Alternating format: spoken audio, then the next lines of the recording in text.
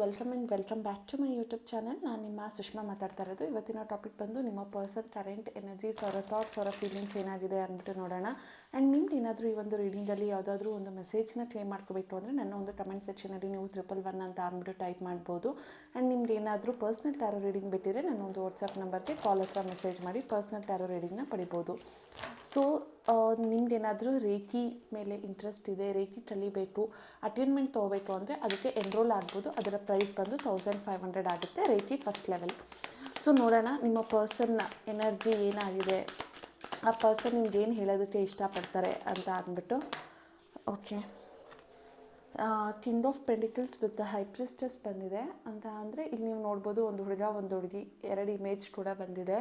So ಈ person ರಿಲೇಷನ್ಶಿಪ್ಪಲ್ಲಿ ಸದ್ಯದ್ರಲ್ಲಿ ಯಾವುದೇ ಒಂದು ರಿಲೇಷನ್ಶಿಪ್ ಬಗ್ಗೆ ಒಂದು ಕಮಿಟ್ಮೆಂಟ್ ಅನ್ನುವಂಥದ್ದನ್ನು ಈಗಲೇ ಅಥವಾ ಡಿಸಿಷನ್ ಅನ್ನುವಂಥದ್ದನ್ನು ಈಗಲೇ ತೊಗೋಬೇಕು ಅನ್ನೋ ಮೈಂಡ್ಸೆಟ್ಟಲ್ಲಿ ಇಲ್ಲ ಅವರು. Okay, why? Because high priestess ಅಂದರೆ ಅವರು ಆಲೋಚನೆ ಮಾಡ್ತಿದ್ದಾರೆ, ಅವರ ಇಂಟ್ಯೂಷನ್ ಏನು ಹೇಳುತ್ತೋ ಅದನ್ನು ಈ ಪರ್ಸನ್ ಕೇಳ್ತಾರೆ.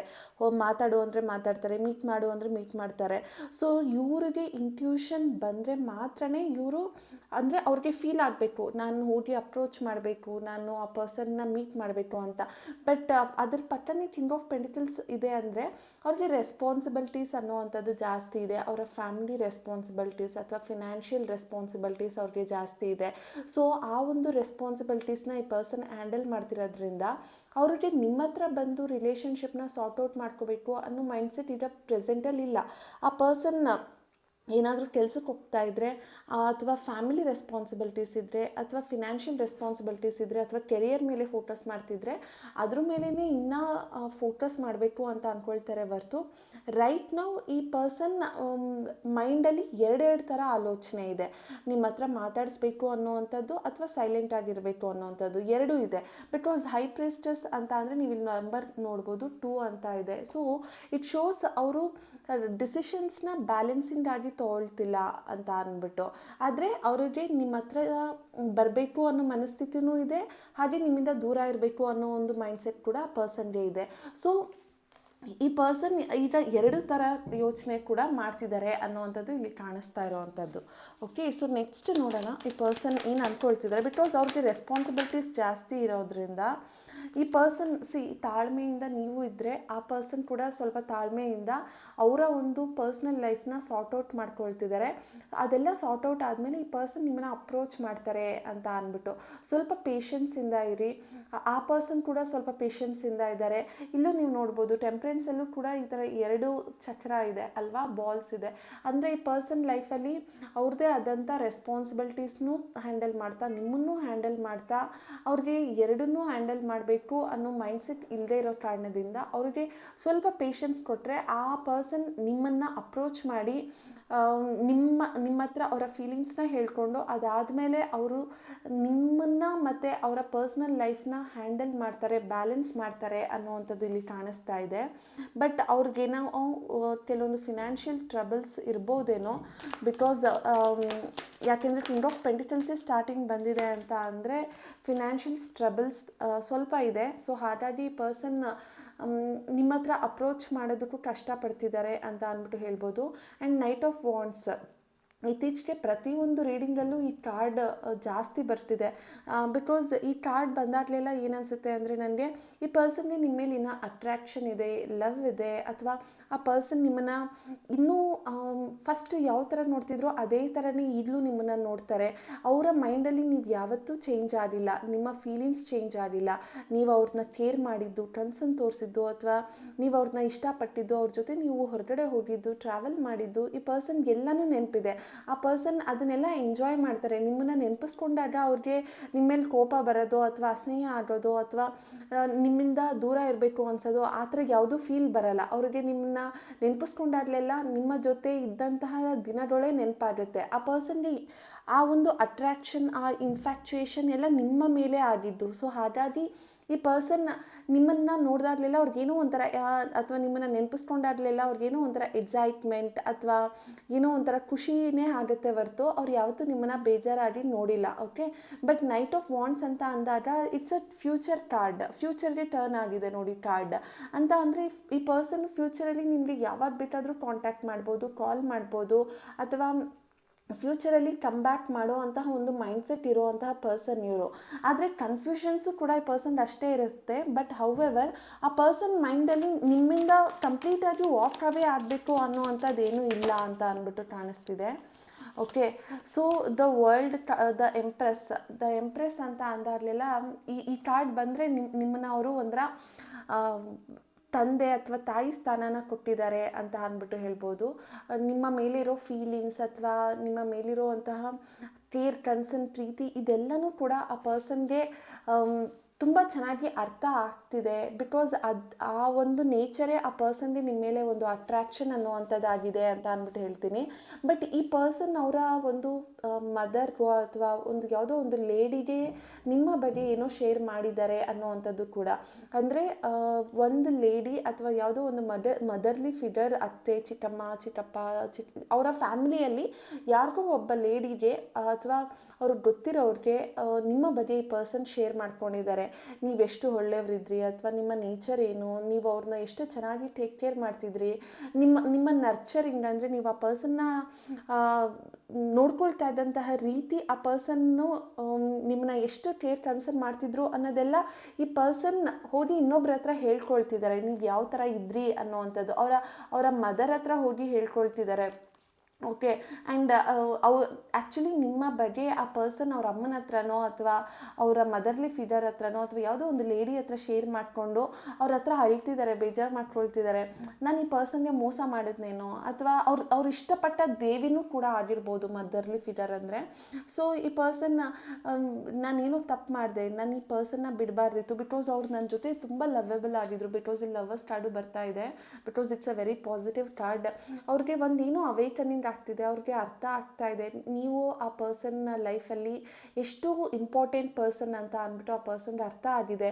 Judgment card with lovers card ಬಂದಾಗೆಲ್ಲ ಇದು ನಿಮ್ಮ ಮತ್ತು ಅವರ ಮಧ್ಯೆ ತುಂಬ ಟ್ರಾನ್ಸ್ಪರೆನ್ಸಿ ಇತ್ತು, ತುಂಬ ಒಬ್ರನ್ನೊಬ್ರು ಅರ್ಥ ಮಾಡ್ಕೊಂಡಿದ್ರಿ, ಯಾವ ವಿಚಾರನೂ ಕೂಡ ನೀವು ಮುಚ್ಚಿಟ್ಟಿರಲಿಲ್ಲ. ಮೇ ಬಿ ಫಿಸಿಕಲ್ ಕೂಡ ಆಗಿದ್ರಿ ಅಂದ್ಕೊಳ್ತೀನಿ. ಬಿಕಾಸ್ ಲವರ್ಸ್ ಕಾರ್ಡ್ ಅಂತ ಅಂದರೆ ಟ್ಯಾರೋಲಿ ಅಲ್ಟಿಮೇಟ್ ಕಾರ್ಡ್. ಆದರೆ ಇದರಲ್ಲಿ ಒಂದು ಡಿಸ್ಟ್ರಾಕ್ಷನ್ ಕೂಡ ಇರುತ್ತೆ. ಬಿಕಾಸ್ ಅವ್ರು ಬೇರೆ ಕಡೆ ಡಿಸ್ಟ್ರಾಕ್ಷನ್ ಆಗೇ ಅವರ ಫೋಕಸ್ ಚೇಂಜ್ ಆಗಿ ನಿಮ್ಮನ್ನು ಅವರು ದೂರ ಮಾಡ್ಕೊಂಡಿರ್ತಾರೆ ಅಂತ. ಆದರೆ ಜಡ್ಜ್ಮೆಂಟ್ ಕಾರ್ಡ್ ಅಂತ ಬಂದಾಗ ಆ ಪರ್ಸನ್ಗೆ ಅದು ಅರ್ಥ ಆಗ್ತಿದೆ, ಅವೇಕನಿಂಗ್ ಆಗ್ತಿದೆ. ಓಕೆ, ನಾನು ಈ ಪರ್ಸನ್ನ ತಪ್ಪಾಗಿ ಮಿಸ್ಯೂಸ್ ಮಾಡ್ಕೊಂಡೇನೋ, ಅಥವಾ ಆ ಪರ್ಸನ್ ನನ್ನನ್ನು ಏನು ಅಂದ್ಕೊಳ್ತಾರೋ, ಇಲ್ಲಾಂದ್ರೆ ಅವ್ರು ನನ್ನನ್ನು ತಪ್ಪಾಗಿ ಜಡ್ಜ್ ಮಾಡ್ತಿರ್ತಾರೇನೋ ಅನ್ನೋ ಒಂದು ಮೈಂಡ್ಸೆಟ್ ಇವ್ರಿಗೆ. ಒಂದು ಫರ್ಗಿವ್ನೆಸ್ ಅಥವಾ ಒಂದು ಸಾರಿ ಅಥವಾ ಒಂದು ಅಪೊಲಜೈಸ್ ಮಾಡಿದ್ರು ರಿಲೇಷನ್ಶಿಪ್ಪು ಸರಿ ಹೋಗುತ್ತೆ ಅನ್ನೋ ಒಂದು ಮೈಂಡ್ಸೆಟ್. ಬಟ್ ಜಡ್ಜ್ಮೆಂಟ್ ಕಾರ್ಡ್ ಅಂತ ಬಂದಾಗಲೆಲ್ಲ ಈ ರಿಲೇಷನ್ಶಿಪ್ಪಲ್ಲಿ ಸೆಕೆಂಡ್ ಚಾನ್ಸ್ ಅನ್ನೋವಂಥದ್ದು ಕೂಡ ಇದೆ ಅಂತ ಅಂದ್ಬಿಟ್ಟು, ನೀವೆಷ್ಟು ಸ್ಟ್ರಗಲ್ ಪಡ್ತಿದ್ದೀರಾ ಅಥವಾ ಈ ಪರ್ಸನ್ ಲೈಫಲ್ಲಿ ಎಷ್ಟು ಆ ಪರ್ಸನ್ ನಿಮ್ಮನ್ನ ಬಿಟ್ಟು ಹೋಗಿದ್ರು ಅವ್ರಿಗೆ ಯಾವುದೋ ಒಂದು ಎರಡನೇ ಚಾನ್ಸ್ನ ಇಟ್ಕೊಂಡು ಅವರು ನಿಮ್ಮ ಹತ್ರ ಬರ್ತಾರೆ ಅನ್ನೋವಂಥದ್ದು ಇಲ್ಲಿ ಕಾಣಿಸ್ತಾ ಇದೆ. ಓಕೆ, ಸೊ ನೋಡೋಣ. ಆ್ಯಕ್ಚುಲಿ ಅವರ ಎನರ್ಜೀಸ್ ತುಂಬ ಚೆನ್ನಾಗಿ ಕಾಣಿಸ್ತಾ ಇರೋವಂಥದ್ದುಂಟು. ಅವರ ಕರೆಂಟ್ ಫೀಲಿಂಗ್ಸಿನ್ನ ಏನೇನು ಇರ್ಬೋದು ಅಂತ ಅಂದ್ಬಿಟ್ಟು. ಓ ಮೈ ಗಾಡ್, ನಾನು ಒಂದು ಕಾರ್ಡನ್ನ ತೊಗೊಳ್ತೀನಿ. Okay, decision. It is the time to decide something for this relationship. Okay, see ಆ ಪರ್ಸನ್ಗೆ ಫೀಲ್ ಆಗ್ತಿದೆ ಏನೋ ಒಂದು ಡಿಸಿಷನ್ ತೊಗೋಬೇಕು. ಇಲ್ಲೂ ನಾನು ಹೇಳಿದ್ದೆ ಹೈ ಪ್ರಿಸ್ಟೆಸ್, ಅವರು ಎರಡೆರಡು ಥರ ಮೈಂಡ್ಸೆಟ್. ಸೊ ಅವ್ರಿಗೆ ಅನ್ನಿಸ್ತಾ ಇದೆ ನಾನು ಏನೋ ಒಂದು ಡಿಸಿಷನ್ ತೊಗೋಬೇಕು ಈ ರಿಲೇಷನ್ಶಿಪ್ ಬಗ್ಗೆ ಅಂತ ಅಂದ್ಬಿಟ್ಟು ಆ ಪರ್ಸನ್ ಫೀಲ್ ಮಾಡ್ತಾ ಇದ್ದಾರೆ. ನಾನು ಐದರ್ ಮೂವ್ ಆನ್ ಕಂಪ್ಲೀಟಾಗಿ ಆಗ್ಬಿಡ್ಲಾ ಅಥವಾ ಮತ್ತೆ ವಾಪಸ್ ಬರಲಾ ಅನ್ನೋ ಒಂದು ಡಿಸಿಷನ್ ಆ ಪರ್ಸನ್ ತೊಗೊಳ್ತಿದ್ದಾರೆ ಅಂತ ಅಂದ್ಬಿಟ್ಟು ಕಾಣಿಸ್ತಿದೆ. ಸೊ ಪೇಷನ್ಸ್, ನಾನು ಆಲ್ರೆಡಿ ನಿಮ್ಗೆ ಹೇಳಿದ್ದೀನಿ, ತಾಳ್ಮೆ. ನೀವು ಆ ಪರ್ಸನ್ ಲೈಫಲ್ಲಿ ನೀವೆಷ್ಟು ಪೇಷನ್ಸ್ ಆಗಿ ವೆಯ್ಟ್ ಮಾಡ್ತಿದ್ದೀರಾ, ಆ ಪರ್ಸನ್ ಕೂಡ ಅಷ್ಟೇ ತಾಳ್ಮೆಯಿಂದ ವೆಯ್ಟ್ ಮಾಡ್ತಿದ್ದಾರೆ ನಿಮ್ಮ ಲೈಫಲ್ಲಿ ಮತ್ತೆ ಕಮ್ ಬ್ಯಾಕ್ ಮಾಡೋದಕ್ಕೆ. ಸೊ ನಿಮ್ಮ ವೆಯ್ಟಿಂಗ್ ನಾನು ಸಾಯೋವರೆಗೂ ನಾನು ನಿನಗೋಸ್ಕರ ಕಾಯ್ತೀನಿ ಅನ್ನೋವಂಥ ಒಂದು ಮನಸ್ಥಿತಿ. ಆ ಪರ್ಸನ್ಗೂ ಅದೇ ಥರ, ನೀನು ಸಾಯೋವರೆಗೂ ನಾನು ಕೂಡ ನಿನ್ನ ಲೈಫಲ್ಲಿ ಯಾವತ್ತೋ ಒಂದು ದಿನ ಬಂದೇ ಬರ್ತೀನಿ, ತಾಳ್ಮೆಯಿಂದ ವೆಯ್ಟ್ ಮಾಡು ಅನ್ನೋ ಥರ ಮೆಸೇಜ್ ಬರ್ತಿದೆ. ಓಕೆ, ಸೊ ಲಾಸ್ಟ್ ಒಂದು ಮೆಸೇಜಸ್ನ ತೊಗೊಳ್ತೀನಿ, ಇದೇನು ಅಂತ ಅಂದ್ಬಿಟ್ಟು. ಟ್ರಾವೆಲ್. ಓಕೆ, ಈ ಪರ್ಸನ್ ನಿಮ್ಮ ಜೊತೆ ಅವರ ಜೀವನದ ಟ್ರಾವೆಲ್ ಮಾಡಬೇಕು ಅಂದ್ಕೊಂಡಿದ್ದಾರೆ. ಟ್ರಾವೆಲ್ ಅಂದಿದ ತಕ್ಷಣ ಬರೀ ಆ ಪರ್ಸನ್ ನಿಮ್ಮ ಜೊತೆ ಎಲ್ಲೋ ಹೊರಗಡೆ ಓಡಾಡಬೇಕು ಅಂತ ಅಲ್ಲ, ಜರ್ನಿ ಆಫ್ ಲವ್ ಅಥವಾ ಜರ್ನಿ ಆಫ್ ಲೈಫ್ ಅಂತೀವಲ್ಲ, ಅದನ್ನು ನಿಮ್ಮ ಜೊತೆ ಸ್ಟಾರ್ಟ್ ಮಾಡಬೇಕು, ನಿಮ್ಮ ಜೊತೆ ದೂರ ಹೋಗಬೇಕು, ಅಥವಾ ನಿಮ್ಮ ಜೊತೆ ಲಾಂಗ್ ಡ್ರೈವ್ ಮಾಡಬೇಕು, ಈ ಥರದ್ದೆಲ್ಲನೂ ಈ ಪರ್ಸನ್ ಫೀಲ್ ಮಾಡ್ತಿದ್ದಾರೆ. ಅಥವಾ ನೀವಿಬ್ಬರು ಆಲ್ರೆಡಿ ಟ್ರಾವೆಲಿಂಗ್ ಮಾಡಿದರೆ, ಅಥವಾ ನೀವಿಬ್ಬರು ಎಲ್ಲಾದರೂ ಹೋಗಿ ಬಂದಿದ್ದು ಆಗಿದ್ದರೆ ಆ ಪರ್ಸನ್ ಅದನ್ನು ಕೂಡ ನೆನಪಿಸ್ಕೊಳ್ತಿದ್ದಾರೆ. ಅದೇ ಥರ ಮತ್ತೆ ಟ್ರಾವೆಲ್ ಮಾಡಬೇಕು ಅಂತ ಅಂದ್ಬಿಟ್ಟು ಈ ಪರ್ಸನ್ ಫೀಲ್ ಮಾಡ್ತಿದ್ದಾರೆ ಅನ್ನುವಂಥದ್ದು. So let's take guidance card. ನಿಮಗೆ ಏನು ಗೈಡೆನ್ಸ್ ಬರಬೇಕು ಅಂತ ಅಂದ್ಬಿಟ್ಟು. Okay, oh my god, king of pentacles. ಇಲ್ಲೂ ನೀವು ನೋಡ್ಬೋದು ಕಿಂಗ್ ಆಫ್ ಪೆಂಟಿಕಲ್ಸ್. ಓಕೆನಾ, ಇಟ್ಸ್ ಅ ಕನ್ಫರ್ಮೇಷನ್. ಆ್ಯಕ್ಚುಲಿ ಈ ಥರ ಬರಲ್ಲ ಯೂಶ್ವಲಿ. ಎನರ್ಜಿ ವೈಸ್ ಆ person feeling king of pentacles, ನಿಮ್ಮ ಫೀಲಿಂಗ್ಸು ಕಿಂಗ್ ಆಫ್ ಪೆಂಟಿಕಲ್ಸ್. ನಿಮಗೆ ಗೈಡೆನ್ಸ್ ಬಂದಿರೋದೀಗ ಕಿಂಗ್ ಆಫ್ ಪೆಂಟಿಕಲ್ಸ್ ಅಂದರೆ ನೀವು ನಿಮ್ಮ ಜೀವನದಲ್ಲಿ ನಿಮ್ಮ ರೆಸ್ಪಾನ್ಸಿಬಿಲಿಟೀಸ್ನ ನೀವು ಪ್ರಾಪರಾಗಿ ಹ್ಯಾಂಡಲ್ ಮಾಡ್ತೀರಿ. ನಿಮ್ಮ ಫ್ಯಾಮಿಲಿ ಆಗಿರ್ಬೋದು, ಅಥವಾ ನಿಮ್ಮ ಕೆರಿಯರ್ ಲೈಫ್ ಆಗಿರ್ಬೋದು, ಫಿನಾನ್ಷಿಯಲ್ ಲೈಫ್ ಆಗಿರ್ಬೋದು. ಅವ್ರು ಹೇಗೆ ಅವರ ರೆಸ್ಪಾನ್ಸಿಬಿಲಿಟೀಸಲ್ಲಿ ಅವರು ಬ್ಯುಸಿ ಆಗಿದ್ದಾರೋ ಹಾಗೆ ನಿಮ್ಮ ರೆಸ್ಪಾನ್ಸಿಬಿಲಿಟೀಸಲ್ಲಿ ನೀವು ಬ್ಯುಸಿ ಆಗಿರಿ. ನಿಮ್ಮ ಲೈಫ್ ಡಿಸಿಷನ್ನ ನೀವು ತೊಗೊಳ್ಳಿ, ಅಥಾರಿಟಿವ್ ಆಗಿರಿ, ಲೀಡರ್ಶಿಪ್ ಕ್ವಾಲಿಟಿನ ತೊಗೊಳ್ಳಿ. ಮತ್ತು ಯಾವುದೇ ಒಂದು ವಿಚಾರನೂ ಕೂಡ ತುಂಬ ಅನಲೈಸ್ ಮಾಡಿ ಒಂದು ರೆಸ್ಪಾನ್ಸಿಬಿಲಿಟೀಸ್ನ ತೊಗೊಂಡು ಅದರಲ್ಲಿ ಲೈಫ್ನ ಲೀಡ್ ಮಾಡಿ ಅನ್ನೋವಂಥದ್ದೇ ಈ ಒಂದು ಮೆಸೇಜ್. ಕಿಂಗ್ ಆಫ್ ಪೆಂಟಿಕಲ್ಸ್ ಅಂತ ಅಂದರೆ ನಿಮಗೆ ನೀವು ಒಂದು ಬೌಂಡ್ರಿ ಹಾಕೋಬೇಕು, ನಿಮ್ಮಲ್ಲಿ ಒಂದು ಅಥಾರಿಟಿ ನೇಚರ್ ಬರಬೇಕು. ನಿಮ್ಮನ್ನು ನೋಡಿದಾಗ ಬೇರೆಯವರು ಓ ಇವ್ರ ಲೈಫಲ್ಲಿ ಎಷ್ಟು ಸಕ್ಸಸ್ ಆಗಿದ್ದಾರೆ ಅಂತ ಅನ್ನೋ ಥರ ನೀವು ಬೆಳಿಬೇಕು ಅಂತ ಅಂದ್ಬಿಟ್ಟು. ಆ್ಯಂಡ್ ರೀಡಿಂಗ್ ಮಧ್ಯ ನನಗೆ ರಾಶಿ ಅನ್ನೋವಂಥದ್ದು ತುಂಬ ಕಾಣಿಸಿದ್ದು ಮೇಷರಾಶಿ, ಸಿಂಹ ರಾಶಿ, ಮತ್ತು ಮಕರ ರಾಶಿ, ತುಲಾ ರಾಶಿ, ಧನು ರಾಶಿ. Okay, and date of birth ಬಂದು 11, 12, 31, 16, 25, 28, 22, 24. ಓಕೆ, ಸೊ ಇನ್ನೊಂದು guidance card. Oh my god, again king of sword.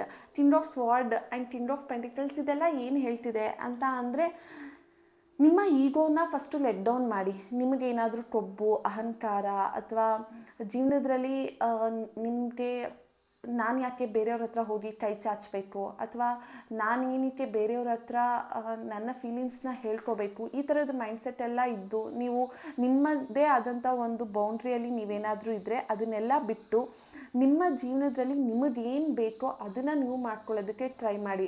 ಕೆಲವೊಂದು ಸರಿ ಕೆಲಸ ಆಗಬೇಕು ಅಂದರೆ ಕಾರ್ಯವಾಸಿ ಕತ್ತೆ ಕಾಲು ಹಿಡಿಲೇಬೇಕು. ಆ ಥರ ನಿಮ್ಮ ಲೈಫಲ್ಲಿ ನೀವೇನೋ ಮಾಡಬೇಕು ಅಂತ ಅಂದ್ಕೊಂಡಿದ್ರೆ ಕೆಲವೊಂದು ಸರಿ ನೀವು ನಿಮ್ಮ ಈಗೋನು ಕೂಡ ಕೆಲವೊಂದು ಸರಿ ಲೆಟ್ ಡೌನ್ ಮಾಡಲೇಬೇಕಾಗುತ್ತೆ.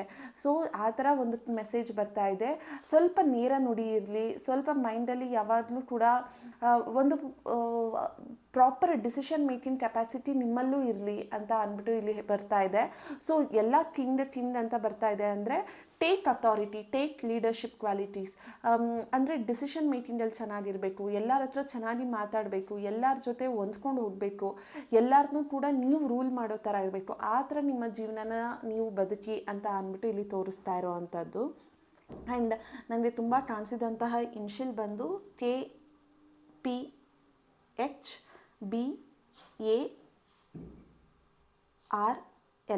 ಓಕೆ, ಸೊ ಇದಾಗಿತ್ತು ಇವತ್ತಿನ ರೀಡಿಂಗ್. ನಿಮ್ಗೆ ಏನಾದರೂ ಈ ರೀಡಿಂಗ್ ಇಷ್ಟ ಆಗಿದ್ದರೆ ನನ್ನ ಒಂದು ಕಮೆಂಟ್ ಸೆಕ್ಷನಲ್ಲಿ ತಿಳಿಸಿ. Thank you.